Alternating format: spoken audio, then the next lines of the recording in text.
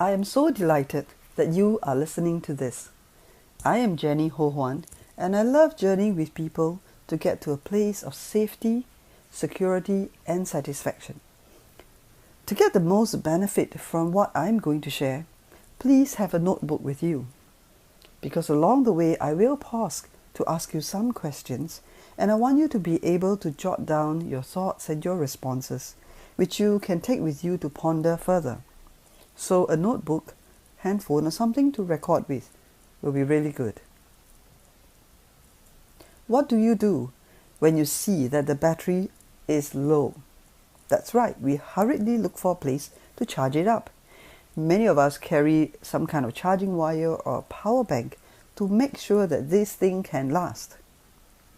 Self-care is ensuring that our batteries don't go flat. This can happen in two ways. The first is learning to read the signals from our bodies, our emotions, our thoughts that tell us that our battery is depleting. The other is to know how to find a way to remain plugged in so that our battery level never gets so low that it may just run out. Life is not a bed of roses, and parenting in particular is often a roller coaster of highs and lows, blind corners and surprises. Whether you are a new parent or an older one, an extrovert or introvert, a stay-home parent or working full-time, parenting fast-tracks us to some of life's hardest realities, including we don't really have control. It is hard to become an expert. It's hard to have control. Things don't go according to what we plan. Why is my baby still crying when I've done everything that parenting site told me to? Why is my teenager so sullen and rude towards me when I've given him a solid, comfortable life? And when you think you've mastered your parenting, now I know what to do, they will grow into another phase, and another season of learning is upon you. Control and perfection are illusions in parenting. The most common thing we hear parents say is how tired they are. You think you are tired with a newborn. Wait till he learns to walk. Then he talks back and asks you a million why. Then there's school. So much information to navigate, not to mention your own dreams and hopes for your dear child. Then comes the teen years, which is now, there's tween years, and then there's adolescent. It's like a whole full decade of mood swings, anger outbursts, disagreements, and more. Add to this mix mom guilt and dad guilt, the comparison trap, the fear of missing out, not to mention other things going on in our lives, like our own growth and careers, other relationships and expectations. Parenting is not for the faint of heart, but we do get faint-hearted indeed, and our battery gets depleted fast. And then, when that happens, we can start to give away, bit by bit, what we hoped, believed, and are willing to work for. We can start to settle for a family life that's so far less than what we envisioned. We can become functional, communicate at the surface, bury unresolved issues, and carry a big hole in our heart because we are too tired. That is why self-care is so important for you. You don't need to live with this hole in your heart. You can find the resources to be the parent you believe is best, the parent you deeply want to be. It starts not by comparing yourself with others, but by being yourself. When my children were younger, as a writer, I spent hours reading and writing my feelings and thoughts to clarify what I want, what is important. And I offered some of that I learned on my blog, and those pieces I chose to title, "You Are the Best Parents for Your Children." Yes, some days we think someone else should do our job because we want a break. And sometimes we even suspect that someone else could do it better. No one else can. No one else can do it better than you. As long as you are a healthy, functional adult, you are the best person to parent your child. As parents, we have at least one, if not two bonds with our child. The bond of biology and the bond of commitment. These are strong bonds and not easily broken. These bonds also mean that your children thrive as you thrive. There may be exceptions to the rule, but for almost all of us, this holds true. To the degree that you are healthy emotionally, physically, and spiritually, your children will benefit from the family atmosphere that you create and the example that you set. You know what they say? Kids don't do what we say. They do what we do. Your children thrive as you thrive.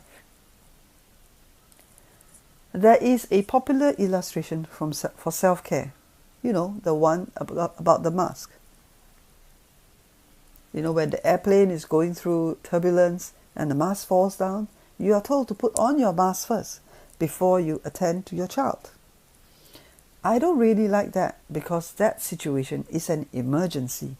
It's about surviving a threat. Also, that oxygen mask only gives you a few minutes of oxygen, allowing the pilot to bring the plane down to a lower altitude.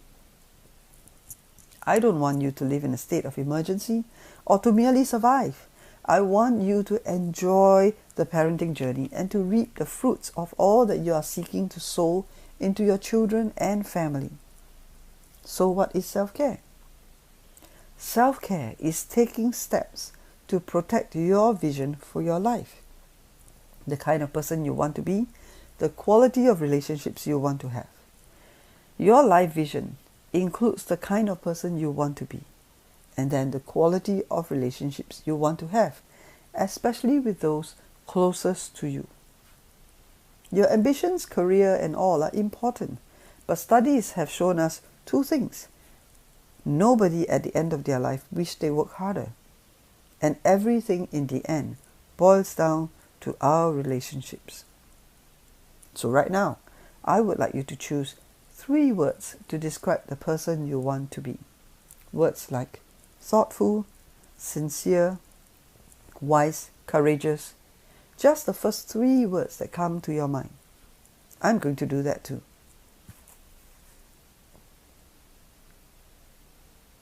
My 3 words are wise, hopeful, and healing. I want to be a person who is stable and wise. Someone with a positive outlook. And I want people to feel well and be more authentic when they are around me. What are your 3 words? These 3 words give you a glimpse of the kind of person you want to be. As you look at these words, you will feel a mix of things. You know, some excitement, some anxiety, some joy, or maybe even some sadness. And this is normal. You see, we are imperfect beings and we have good days and bad days. These 3 words will help to give you a compass. The person you want to be is not an achievement. It is a journey of maturation. Just as we look at our children and see that they are growing in some ways but still immature in other ways, we are the same. So please don't do this with a critical spirit. It is helpful once in a while to ask yourself what kind of person you want to be and let that propel you and guide you to keep growing. Just as we have to create structure and pay attention to the developmental milestones of our children, we have to do the same for our vision of life and the quality of our relationships. You can find a ton of practical tips on self-care, and they typically group them under physical, emotional, mental, spiritual, and social. But I want to distill it and ask you to work on these 3 self-care practices, which are easy to do and they are personable for you. These 3 practices are so simple, they are also interrelated, and they are easy to implement to help you to thrive as you grow into the person you want to be. It will then impact the quality of your relationships as you do them regularly. Are you ready? The first practice is gratitude. Yes, be grateful for the times when you display the traits you want. You know that day when you chose to hold your tongue and not push or nag? That's wisdom. Or that time when you were so tired, yet you sat with your child to complete a piece of work or listen to their story? That is compassion. Or when you wrote that letter to the teacher and chose kind words to state your concern, but also to be supportive of the teacher. That is constructive. Each day you will no doubt be a bit of the person you can be and want to be. So at lunch break or at bedtime, take a moment to give thanks. You can keep a gratitude journal on your phone or by your bed.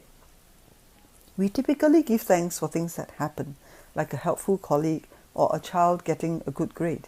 That's great, but I'm suggesting that you give thanks too for your own self, for your efforts and your growth. That is different, isn't it? We tend to be very hard on ourselves, so being grateful for the small steps we take, for the ways we grow is very important. It's like a mini celebration of your life, and it will help you to be more positive and hopeful. Gratitude is our first self-care practice.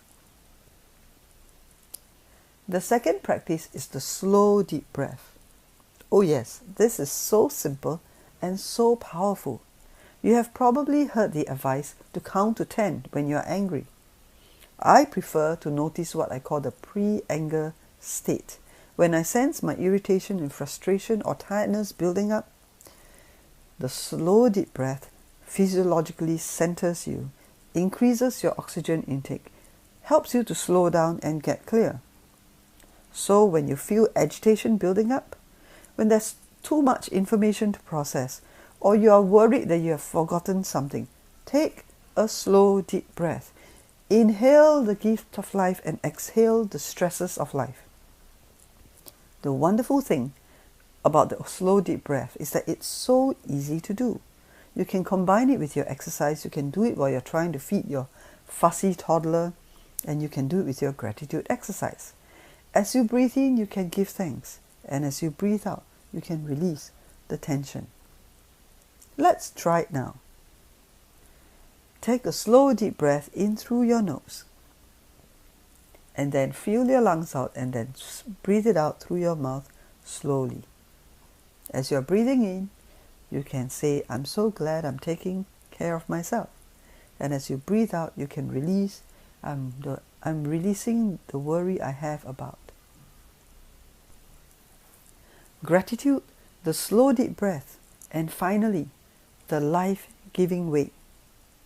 Every single one of us is unique and experiences joy and liveliness quite differently.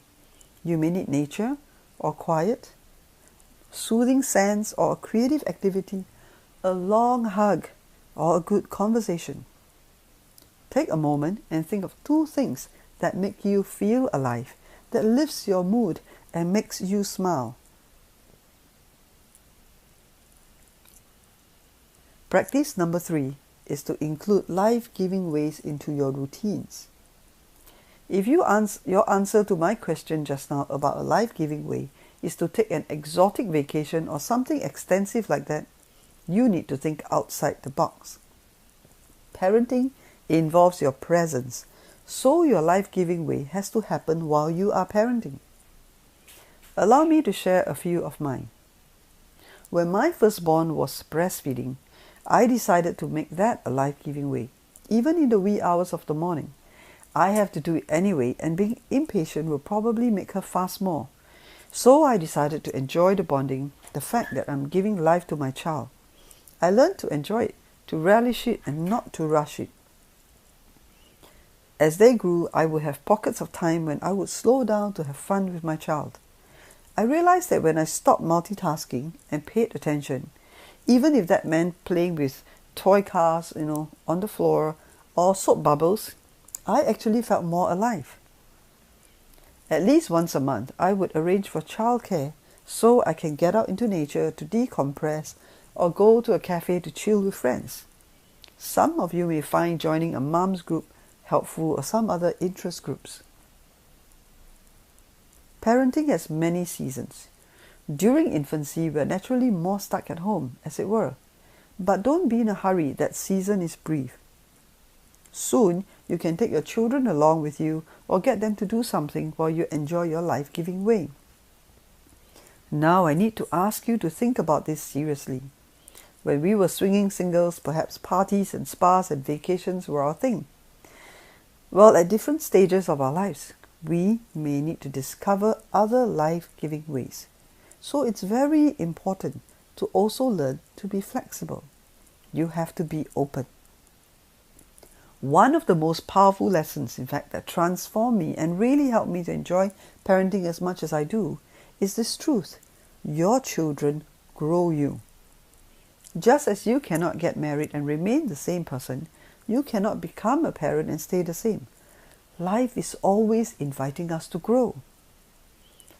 I still remember when my son was about 6, I took him to this huge machine and robots event. Tech isn't my thing. I do enjoy exploring new things and going out for new experiences. But this was amazing. We saw these strange machines that came all the way from the United Kingdom, and there was this competition like gladiators. These machines were fighting against each other, in an arena. I did not even know such a thing existed. We had such a good time. It's one of our best memories to this day. And it doesn't have to be big or fancy. With my daughter, we often did small things at home. Like we would water the one plant we had. We read books side by side. She didn't really know how to read at that time, so she just pretended. And even if it was just 10 minutes, it was so good. A life-giving way breathes life into us.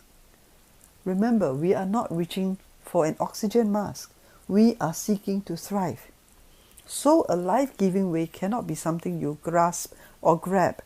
Rather, it's something you plan or something you allow to naturally happen in the course of your day.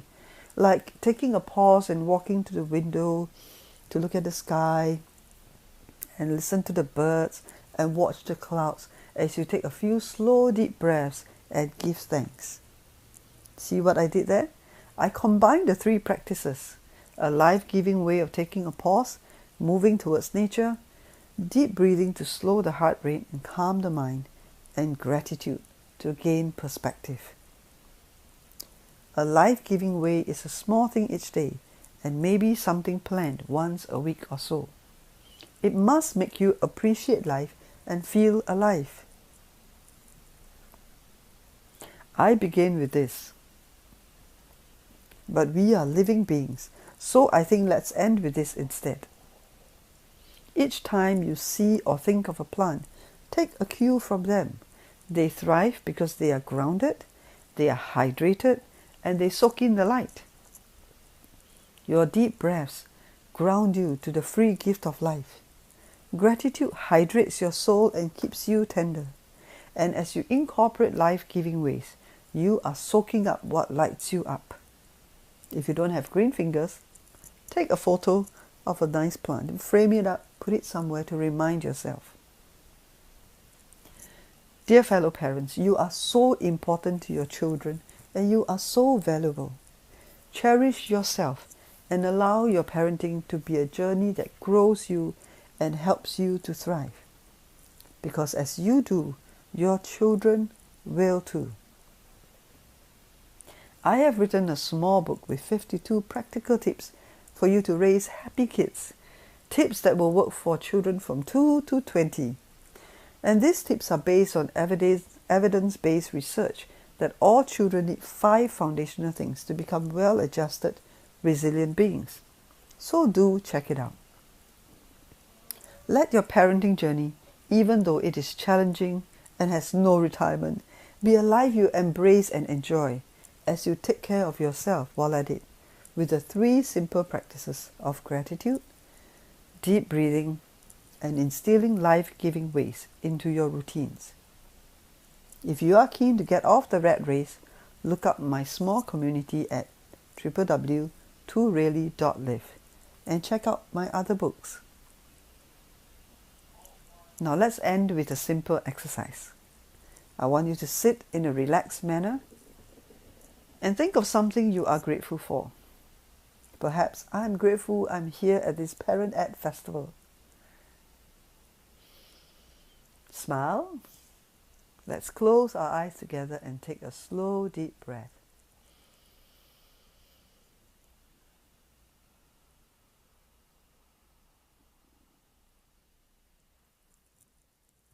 Thank you and take care.